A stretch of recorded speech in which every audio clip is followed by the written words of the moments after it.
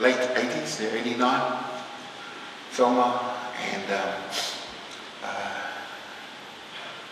who else was there? 3 or 4 others of our family. The rest of the kids had gone off to do stuff with their in-laws. And the phone rings. It's a young man, he's 48. He's 38. He just got out of jail. New Year's Day. Nowhere to go. In fact, he sent a text to my daughter first and she said, ring Dad. I said, thanks very much. Why did you spoil your lunch? He said, me and his mom. No, I didn't say that.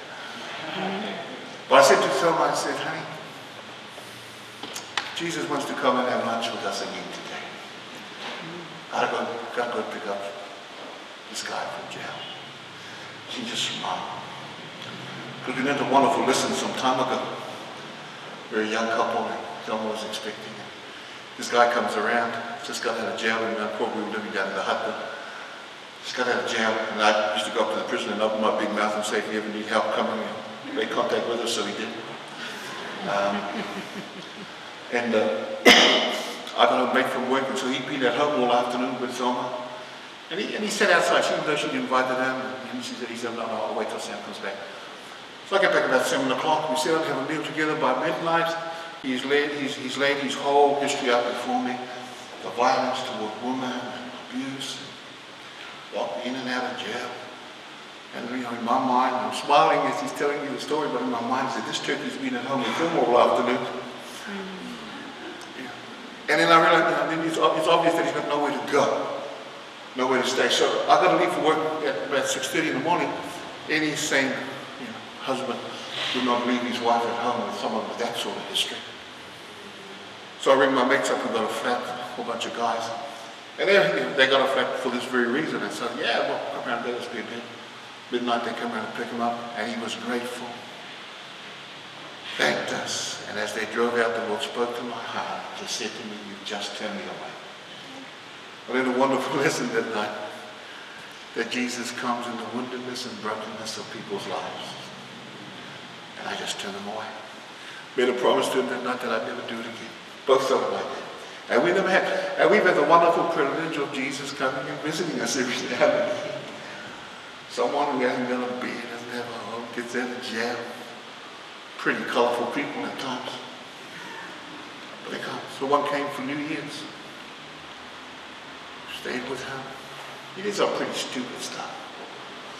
Well, when you look at his background here, I get amazed that he isn't even more crazy than he is. The violence and the abuse, the sexual abuse as a kid, the trauma that he must have went through as a child, the things that we don't see, but he does. And he understands. So Wednesday, I was down in Wellington. They had me on the morning show on television. But it was his court case. So Thelma went with him to court. The lawyer said, you were locked away, mate. So we wrote out some stuff. Give this to the judge. And we told the judge that we wanted him to come and stay with us.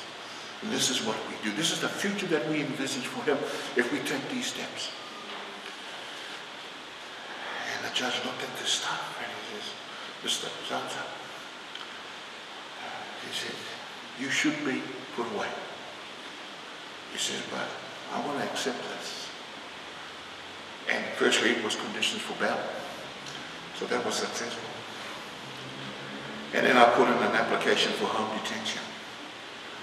Because on Jesus, he didn't come to change this guy. He came to exchange that guy for him. But the only way to do that is got to hang in with us. We got to relate, we got to build those kind of relationships with people, with each other, to give him time to work. So I guess if we're looking at relating somehow, how does he do that? How do we allow him to do it? He's one happy chappy. He sent me a text that night. Praise the Lord, he says. But he was he'd been in jail before, but didn't want to go back again. He could do stuff like maybe he gets his sentence, and the judge has got to recommend that he gets sentenced to home detention. And he can pay back $100 a week. We said he's going to pay back $100 a week as restitution. And and it's restitution because of the money that he stole. But it's all good stuff. But he's present because there's nothing that his presence cannot heal.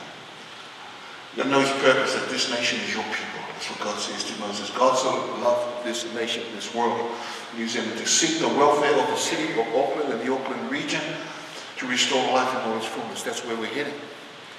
That's why we get up in the morning. What a big enough reason to get up in the morning and make it this. If this is the why, you know the most important thing is not so much how we do it, but why.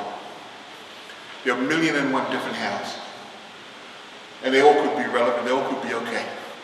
But we've got to be sure that we got the right why. So why we do what we're doing.